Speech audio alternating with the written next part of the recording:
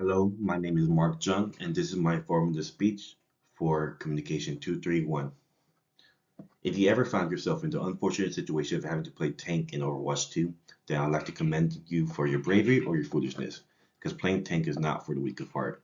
From my experience and from the experience of many others, it can be quite rage-inducing and miserable being the sole tank on your team having to deal with everything that they throw at you. You are the forefront at every team battle and the enemy's primary target for elimination most times. This means you, as the sole tank player, must deal with all the annoying abilities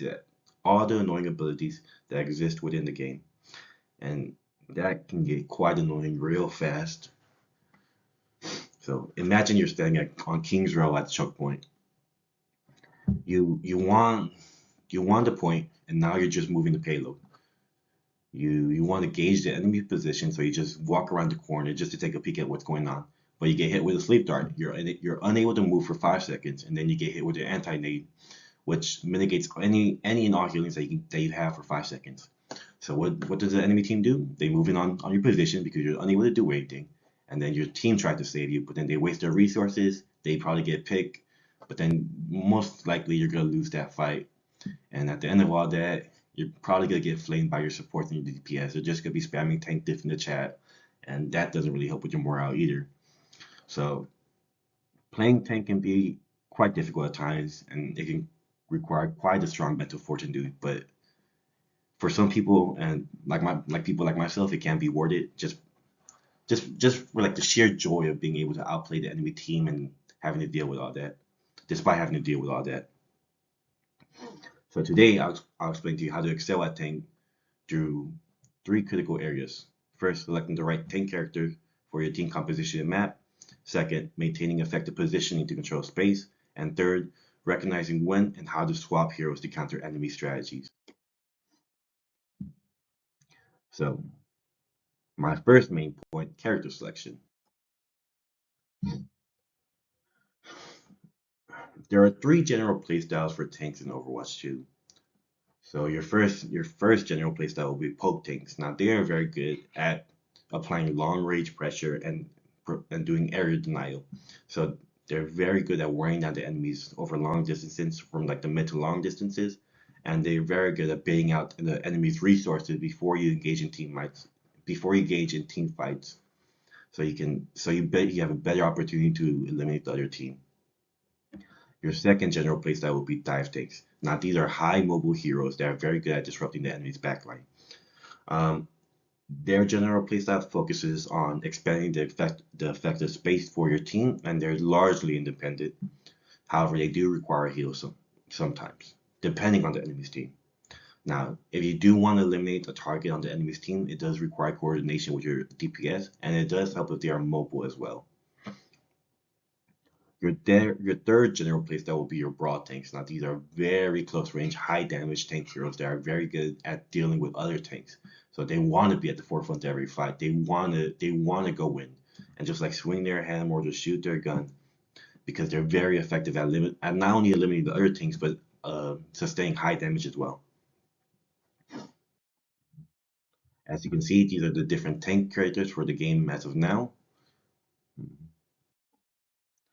Now, yeah, after you choose your character and once you figure out your general playstyle for the tank that you want to play, you have to be mindful of the map as well.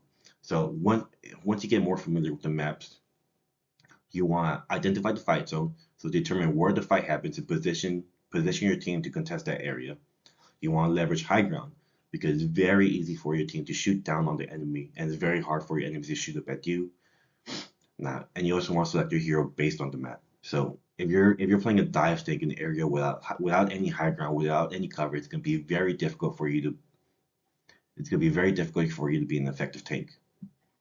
And you also want to use the map structures as cover. So if you're sustaining a lot of damage, then your supports are gonna waste all their resources trying to keep you up, which is not good. You want them to use those resources on the enemy tank because support's abilities are very good in the game. So you want to mitigate the amount of damage that you take by using cover. And probably the most important thing of um, of this map specific selection is to communicate with your team. Um, it's very hard to get to get a single elimination in the game if you don't communicate with your team. So you want to use your voice chat to coordinate any and all engagements with your team, just so it's easier on you and your team to eliminate the target. Mhm. Now, this is arguably the most important aspect of playing a tank. It's positioning. So what exactly does that mean? It means creating an effective space for your teammates to operate in. So the number one rule of creating an effective space is to stay alive. You can't really do anything if you're dead. So once you stay alive, which can be quite difficult at times, I admit, you have to establish an area for your teammates to deal damage with while minimizing incoming damage. So you want to force the enemies to exhaust their resources, i.e., abilities, ultimates, and cooldowns on you, so your team can have an easier time shooting at the enemy. Now, you want to be mindful of your position relative to the enemy and to your supports. So if you're not in line of sight of your supports, they can't really heal you. You can't really sustain yourself, and you can't really stay at the forefront because you're just gonna get run over by the enemy team. So you want to be mindful of that. And if there are high ground available, as in this picture right here, you want to control that. You want to contest that when the enemy comes up because that's a very advantageous for your team, and it would be very difficult for the enemy to take that. Now, there are some common positioning mistakes. One would be overextending, so you lose your line of sight with your support and your DPS, and if they can't see you and the enemy can, you're most likely gonna die, and you're gonna lose all that space that you created for your team. One is playing too passively. So if you play too aggressively and overextend, that's not very good either. But if you play too passively, you're just giving up all the space, all the potential space that you could have gotten because the enemy team is just gonna run you over every time. And three will be ignoring your teammate's position. So that goes back to your line of sight. So even with optimal character selection and positioning, you must adapt. You must adapt your hero swapping when enemies counter your initial choice. Now, I know we all have our favorite hero in Overwatch, but there are a lot of counters in the game for tanks specifically. And because you're the solo tank, it can be quite difficult to deal with that. So the best way to mitigate that would be to swap your characters. So when to swap, when you are being targeted and consistently dying first in engagements. So being hard counter and not providing any valuable to your team. So that goes back to being the first one to die every time. You're probably just feeding the enemy team oats and just boosting their healing and damage numbers, or if you're playing on the map disadvantage. So if there are a lot of high ground on the map, then you most likely want to play like a dive tank or like a poke tank. But if there's like a lot of open space or if there's lots of fights going on consistently, then you might want to play a brawl tank. So now that we know when to swap, we have to know when not to swap. So if you are successfully creating space or gaining picks, if you have an 80 to 100% ultimate charge, try to use it on one last fight before switching. Do not immediately swap just because the teammate requested.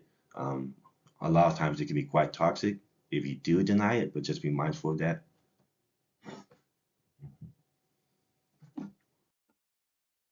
So and probably and if you do swap or if you do swap, if you do swap or if you don't swap, you want to make sure you want to be mindful of your teammates. Communicate your intentions with your team. Um, from my experience, I've seen that seemed to calm a lot of people down, explaining my position or as to why I did what I did or why I did what I didn't. Um, and that goes for the other roles as well. You can request them to swap if you feel like it will enable your playstyle a little bit more. So the three pillars of tank mastery as of now in this informative speech will be character selection, positioning, and counter swapping. So if by the end of this presentation you think playing tank sounds like a miserable experience, I say you'll be right. I don't think there will be a lot of people that will disagree with you. However, the joy and relief that you feel when overcoming and outplaying their team is unmatched in the other roles of DPS and support. Because there's only one tank and there's two DPS and two support. So you take on the burden of the tank role as on yourself. So success in Overwatch 2 tank role requires an understanding of these three fundamental skills: making informed character selections, maintaining strategic positioning, and adapting your counter swapping. When executed properly, these strategies transform the tank from a simple damage absorber into a battlefield commander who dictate the flow of combat. So the next time you queue for a competitive match, remember that your success as a tank extends beyond mechanical skill with a particular hero. By thoughtfully selecting your character, consciously maintaining effective positioning, and willingly adapting when countered, you become the foundation upon which team victories are built. So whether you apply these principles and qualities of leadership, strategic planning, and team coordination in Overwatch 2 or outside the game, the fundamental truth remains: effective tanks create space for others to succeed. Now there's another quote on the slideshow right here. Um, it was just a random quote that I found on Reddit, which I thought would be really good, to be quite honest.